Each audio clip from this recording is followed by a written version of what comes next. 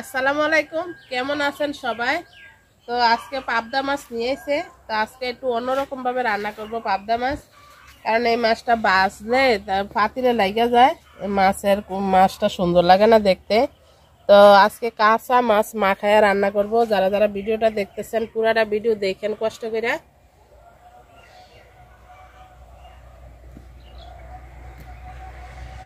তো মাছ কাইটা নিব। এই মাছ আনছে রোজার জন্য। তো রমজান মাসে তো রোজা থেকে আসলে কাঁটাওয়ালা মাছ খাওয়া যায় না। তো এই মাছ খুব সহজে রান্নাও করা যায়, আর মাছটা কিন্তু খাইতে মজাও লাগে, খারাপ লাগে না। অন্য অন্য মাছের চাইতে মাছ খাইতে মজাই লাগে। তো কাইটা নেই এরকম ভাবে। তো মাছটা ধুয়ে নিছি আমি সুন্দর করে সাইকে নিব। সবগুলা রানবো না, মাছ সবগুলা রান্না করলে খাওয়া হইব না। তো মাছ দেখেন এগুলা নিয়ে নিছি রান্না করবো আমি। আর মাছের পেটের ভিতরে দেখেন কি পরিমাণ ডিম। তো মাছটা আমি এভাবে মাঝখান থেকে কাইটা নিব, কাইটা তারপরে এভাবে রান্না করবো। এই মাছ তো খুবই নরম। তো মাছ রান্না করবো আমি দেখেন আলু কুচায় নিছি, তারপরে মরিচ পেঁয়াজ টমেটো ধনিয়া পাতা দিয়ে রান্না করবো মা খাইয়া।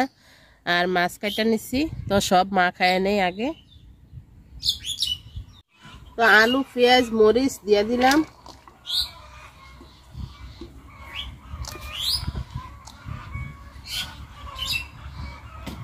মাছগুলা দিয়ে দিলাম, আর দিয়ে দিব লবণ,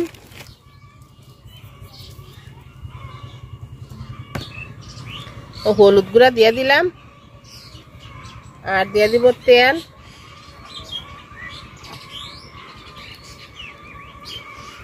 তো এই তরকারিতে কিন্তু তেল একটু বেশি করে দিয়া রান্না করলে তো ভালো লাগে খাইতে। তো এখন আমি সবগুলা মাখায় নিব সুন্দর করে, তারপরে টমেটো দিব।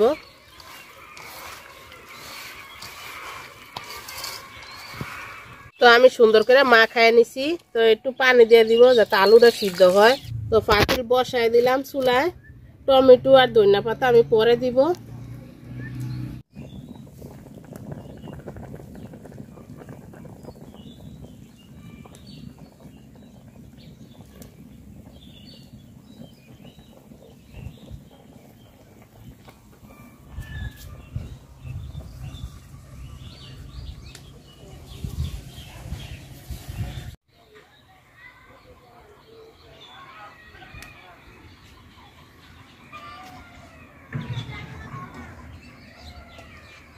তো তরকারি আমার অনেকখানি হয়ে গেছে, বলক এসে গেছে। টমেটো দিয়ে দিব। টমেটো আগে দিলে টমেটো বেশি গইলা যাবে এই কারণে। তো যারা যারা আমার ভিডিওগুলো দেখেন তাদেরকে অনেক অনেক ধন্যবাদ। তো টমেটোগুলো দেখেন হালকা সিদ্ধ হয়ে গেছে। তো ধনিয়া পাতাগুলো দিয়ে দিব। তো আসলে ইউটিউবে অনেক স্বপ্ন নিয়ে কাজ করতে আসছিলাম, তো কাজ করতেছি, জানি না কি হয়। আসলে অনেক ধৈর্য ধরা লাগে, অনেক ধৈর্য, বলার কোনো ভাষা নাই। তো আল্লাহ যদি সফল করে ইউটিউবে, আর আপনারা যারা যারা আমার ভিডিওগুলো দেখেন তাদেরকে অনেক অনেক ধন্যবাদ। তো ভিডিওটা যদি একটু ভালো লাগে সাপোর্ট করে যায়েন। তো আমি নতুন হিসাবে আলহামদুলিল্লাহ আমার ভিডিওগুলো অনেকেই দেখেন। তো যারা যারা আমার ভিডিওগুলো দেখেন একটা করে লাইক দেন। অনেকে লাইক দেন না বা ভুলা যান, তো লাইক দিলে ভালো লাগে। আর যদি একটু ভালো লাগে ভিডিওটা তো সাবস্ক্রাইব করে দেন ইউটিউব থেকে দেখলে। আসলে সবাই তো বড় বড় যারা ইউটিউবার সবাই ছোট থেকেই বড় হয়। তো ইনশাল্লাহ দেখি আল্লাহ আমার কপালে কি রাখছে। আর আমার মুরগিরা দেখেন ডিম পাইরা তারপরে সবাই জানাইতেছে যে আমি একটা ডিম পারছি, অনেকক্ষণ ধরে ডাকতেছে।